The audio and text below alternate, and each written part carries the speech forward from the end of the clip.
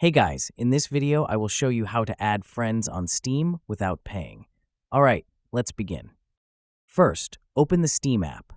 When you try to add a friend, you may encounter an error message stating your account does not meet the requirements to use this feature. If this happens, there is a workaround. Start by clicking on your username, then select Friends. From here, click the green Add a Friend button.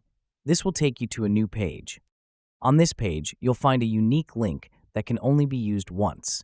This link automatically expires after 30 days, so you'll need to repeat this process each time you want to add a new friend. To add someone, copy the link and send it to your friends via email, Discord, or text message. When they click the link, they'll be able to add you as a friend on Steam.